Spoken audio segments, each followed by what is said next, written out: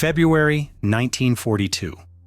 Clark Gable walks into an Army recruiting office in Los Angeles. He's 41 years old, the biggest movie star in the world, worth millions, could sit out the war in complete safety. Instead, he enlists as a private, insists on combat training, volunteers for the most dangerous job in the entire Air Force, aerial gunner.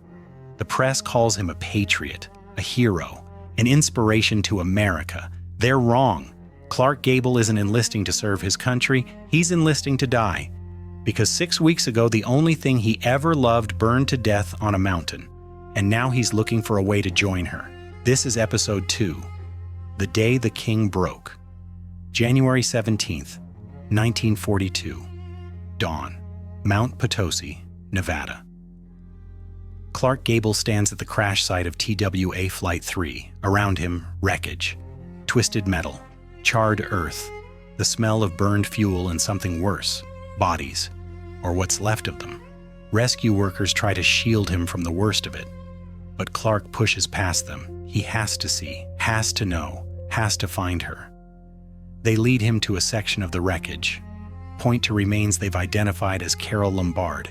The identification is certain. Her jewelry, the ruby and diamond clips Clark gave her for Christmas, still recognizable despite the fire. Clark stares, doesn't speak, doesn't move, just stares. The rescue workers wait, expecting him to break down, to cry, to collapse. He does none of those things. His face is stone, empty, like something inside him has switched off. One of the workers later describes it to reporters, the look in Clark Gable's eyes on that mountain, like a man who's already dead, just waiting for his body to catch up. They try to get him to leave. The site is dangerous, unstable. They need to continue recovery operations. Clark doesn't move, stands there for hours, watching them work, watching them remove the bodies, watching them take Carole away. Finally, as the sun sets, he turns and walks down the mountain. The man who climbs down is not the man who climbed up. The king of Hollywood died on that mountain. What descends is something else, something hollow, something broken beyond repair. But Clark doesn't know that yet. Right now, he's still in shock, still numb. The full weight of it hasn't hit him yet. That comes later. January 21st, 1942. Forest Lawn Memorial Park, Glendale, California. Carole Lombard's funeral, private ceremony. Only close friends and family, no press, no cameras, no Hollywood spectacle. Clark stands at the front in a dark suit, face expressionless, eyes empty. He hasn't cried yet, hasn't broken down. Just this terrible emptiness. The service is brief. A minister says words about loss and heaven and God's plan. Words that mean nothing to Clark, words that slide past him without registering. They place Carole's casket in a crypt, temporary, they say, until permanent arrangements can be made. Clark nods, doesn't really hear them, doesn't really care. The mourners leave one by one, offering condolences, hugging him, telling him it will get better. That time heals, that he'll recover. Clark accepts their words silently, doesn't argue, doesn't correct them. But he knows they're wrong, knows with absolute certainty he'll never recover from this, never heal, never be whole again. Finally, everyone is gone. Clark stands alone in front of the crypt, staring at the marble, at Carole's name engraved there, Carole Lombard Gable, 1908 to 1942, 33 years old, gone because of a coin flip, because of chance, because of a decision made in exhaustion. And Clark can't stop thinking, it should have been me. If he'd been more forceful, if he'd refused to let her go, if he'd gone with her, if he'd made her take the train, if. The guilt is crushing, suffocating, unbearable. He leaves the cemetery as the sun sets, drives back to the Encino Ranch, their ranch, the home they built together. And that's when it hits him, really hits him. For the first time since the phone call, Carole is never coming home. Late January 1942, the Encino Ranch. Clark wanders through the house like a ghost. Everything reminds him of Carole.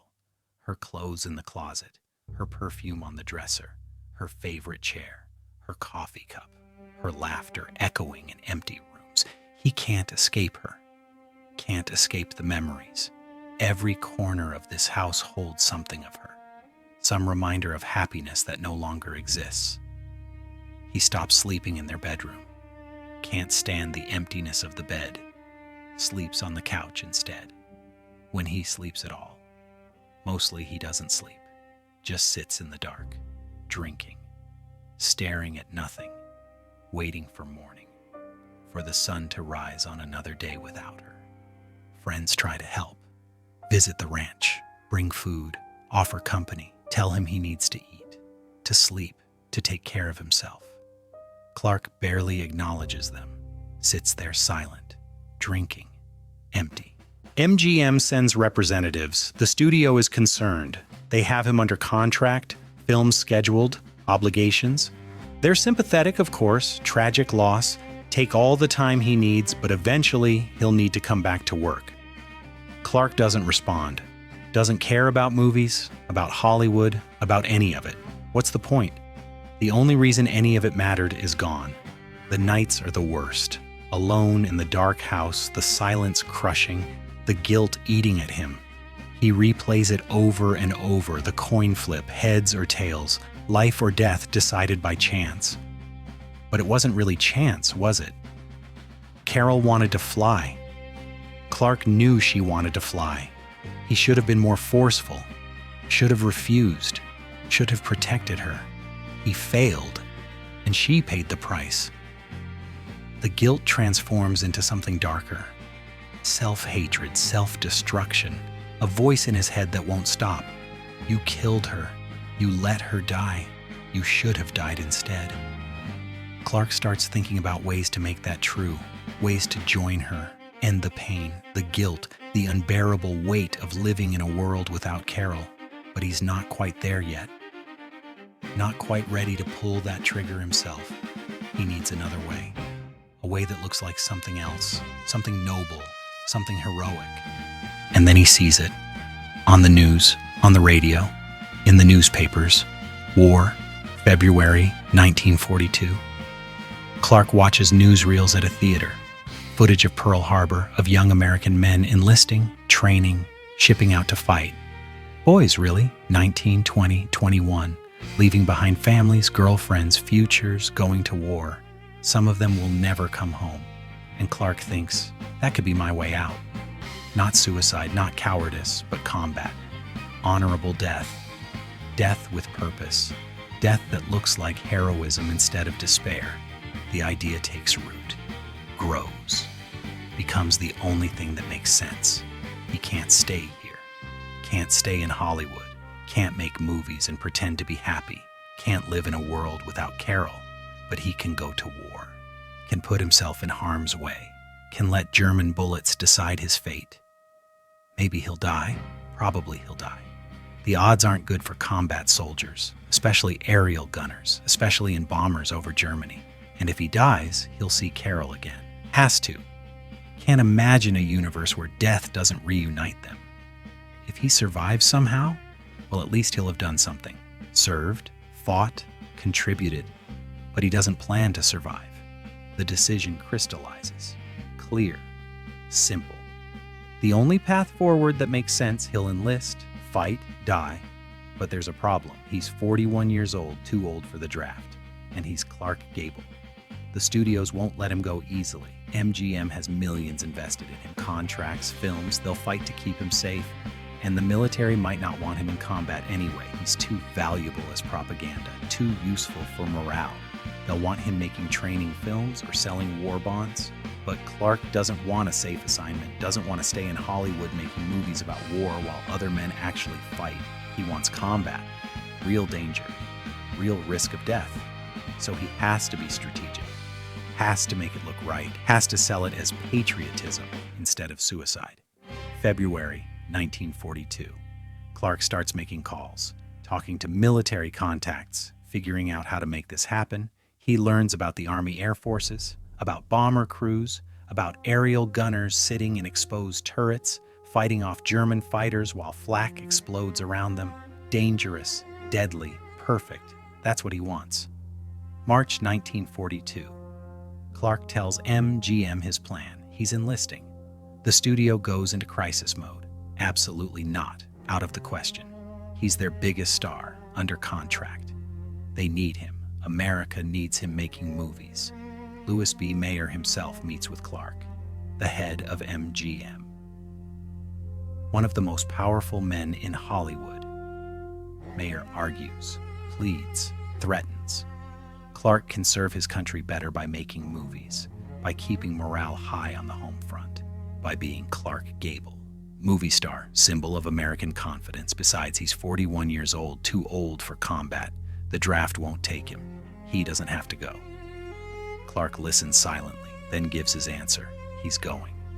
MGM can fight him or support him, their choice, but he's going. Mayer tries a different approach.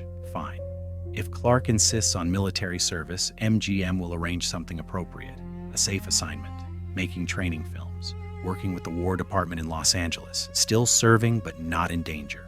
Clark refuses. That's not service, that's publicity. He wants combat, real combat. Mayer doesn't understand. Why would Clark Gable, with everything to live for, volunteer for something that could kill him? But that's exactly the point. Clark doesn't have everything to live for. He has nothing to live for, nothing except the hope that a German bullet might reunite him with Carole. The studio can't stop him, can't force him to stay. Eventually, they realize they're going to lose this fight. April 1942. MGM negotiates. If Clark insists on enlisting, at least let them help. They'll use their connections. Get him a commission as an officer, a desk job somewhere safe. Let him serve without unnecessary risk. Clark refuses. No commission, no desk job. He'll enlist as a private. Go through basic training like everyone else. Volunteer for combat like everyone else. He wants the most dangerous job available. That's the point. Summer 1942. Clark's enlistment becomes public knowledge. The press goes wild. Clark Gable, the king of Hollywood, is joining the Army Air Forces. The headlines write themselves. America's greatest star answers the call. Gable enlists to fight Nazis. King of Hollywood becomes American hero. The narrative is perfect, patriotic, inspiring. Exactly what America needs in dark days of early war. Reporters interview Clark, ask him why he's enlisting, what motivated this decision. Clark gives them the answer they want to hear. He's doing his duty. Young Americans are fighting and dying. He can't sit safely in Hollywood while others sacrifice. Carole would have wanted him to serve. The press eats it up, writes glowing articles about Clark's courage, his patriotism, his nobility. Some reporters mention Carole's death, suggest Clark is honoring her memory by serving. Carole died during a war bond tour. Now Clark is continuing her work in his own way. It's a beautiful story. Tragic, but inspiring. The grieving widower finding purpose in service. Everyone believes it, wants to believe it, needs to believe it. Nobody suspects the truth, that Clark Gable isn't enlisting to honor Carole. He's enlisting to join her, that he's not looking for purpose. He's looking for death. How could they suspect? He's Clark Gable, the strongest man in movies, the most masculine, the toughest. Men like Clark Gable don't break, don't give up, don't want to die, except he did break completely, irreparably, and he does want to die, but he can't let anyone know that. Can't let them see the truth. Has to maintain the performance. Has to be Clark Gable, American hero, instead of Clark Gable, suicidal wreck. So he smiles for the cameras, gives inspiring interviews, signs autographs, plays the part. It's the performance of his life, and nobody sees through it. August 12th, 1942. 6 months after Carole's death, Clark Gable walks into an Army recruiting station in Los Angeles. He's 41 years old, gray at the temples, lines on his face that weren't there a year ago. He looks older, harder, emptier. The recruiting sergeant recognizes him immediately. Everyone in America would recognize him. He's Clark Gable. The sergeant is confused. What's Clark Gable doing here? Surely this is some kind of publicity stunt. Maybe he's researching a role, Clark explains. He's enlisting, Army Air Forces. He wants to be an aerial gunner. The sergeant thinks he's joking. Clark Gable? Aerial gunner? One of the most dangerous jobs in the military? Does he understand what that means? Sitting in an exposed turret on a B-17 bomber, fighting off German fighters while flak explodes around him? Clark understands perfectly. That's exactly what he wants. The sergeant is uncertain. This seems irregular. Maybe he should call someone higher up. Get authorization. Clark is patient but firm. He's here to enlist. Like any other American, he doesn't want special treatment, doesn't want exceptions, just wants to sign up and do his job. The sergeant finally relents. Hands over the enlistment papers. Clark fills them out, signs his name, William Clark Gable, Private, Army Air Forces. He refuses officer training, refuses any kind of commission, insists on going through basic training like every other recruit. The sergeant tries to argue. With Clark's age and status, he could easily get a commission, could be an officer, better pay, better conditions. Clark doesn't want better conditions, doesn't want special treatment, wants to be just another soldier, wants to be in danger. The papers are processed. Clark Gable is officially a private in the United States Army Air Forces. Reporters somehow learn about it within hours. Maybe MGM leaked it. Maybe the Army, doesn't matter. The story explodes across America. Clark Gable enlists. Photos of him in uniform, articles praising his courage, his sacrifice. President Roosevelt sends a telegram commending Clark for his service, expressing gratitude. The whole country celebrates. Their king has become their soldier. But Clark doesn't feel like celebrating, doesn't feel anything except the hollow ache of Carole's absence. He's committed now. There's no going back. In a few weeks, he'll ship out to basic training, then gunnery school, then England, then combat missions over Germany, then, if he's lucky, death. September 1942. Clark Gable reports for basic training, Biloxi, Mississippi. He's issued a uniform, standard Army Air Forces enlisted man. Nothing special, no stars, no rank, just private's stripes. Clark puts on the uniform for the first time, looks at himself in the mirror. For 6 months, he's been Clark Gable, movie star, playing the role of patriotic hero. Now for the first time, he's actually Private William Clark Gable, soldier. And something unexpected happens. The uniform fits. Not just physically, but emotionally, psychologically. For the first time since Carole died, Clark feels like he's doing something right, something real, something that matters, not acting, not pretending, actually serving. The other recruits are suspicious at first. Clark Gable? Here? In basic training? Must be some kind of publicity stunt, must be fake, but Clark trains alongside them, does the same exercises, follows the same rules, takes the same abuse from drill sergeants. He's older than almost everyone, struggles more with the physical demands, but he doesn't complain, doesn't ask for special treatment, just pushes through. The other recruits start to respect him, start to see he's serious, that he's really here, really doing this. They still call him Clark. Can't quite manage calling him Gable or just treating him like any other private, but they accept him, one of them. And Clark finds something he didn't expect. Camaraderie, brotherhood, purpose. He's still broken, still carrying the weight of Carole's death, still planning to die in combat. But for the first time in 6 months, he's not completely empty. There's something here, some small piece of meaning, enough to keep him going. Basic training ends. Clark graduates, ships out to gunnery school, learns how to operate the 50 caliber machine guns mounted on B-17 bombers, learns how to shoot down German fighters, how to survive in combat, how to be an aerial gunner. December 1942. Clark completes gunnery school. He's qualified now, ready for assignment to a bomber crew, ready for combat, ready to die. December 1942. Private Clark Gable receives his orders. He's being assigned to the 351st Bombardment Group, based in England, flying B-17S combat missions over Germany. Exactly what he asked for. Exactly what he wanted. The press celebrates. America's hero is going to war. But something has shifted in Clark. Subtly, almost imperceptibly, 6 months ago, he enlisted to die, to escape, to join Carole. Now he's still planning to die, still expects to die, still wants to die. But something else has crept in: duty, responsibility, brotherhood with the men he'll fly with. He's not just going to Germany to get himself killed anymore. He's going to protect his crew, to fight the enemy, to do his job. The death wish is still there, still strong, still consuming.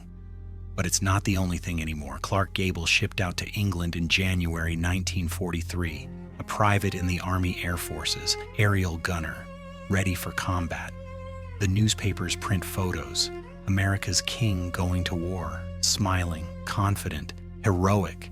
Nobody sees the truth, that he's still broken, still carrying Carole's ghost, still looking for a way to join her. But that's okay. Clark has gotten good at hiding it, good at playing the role. He's Clark Gable, after all, the greatest actor of his generation. And this is the performance that will define him. Not Rhett Butler, not any of the Hollywood roles, but this. Private William Clark Gable, soldier, warrior, man who went to war not for glory, but for death.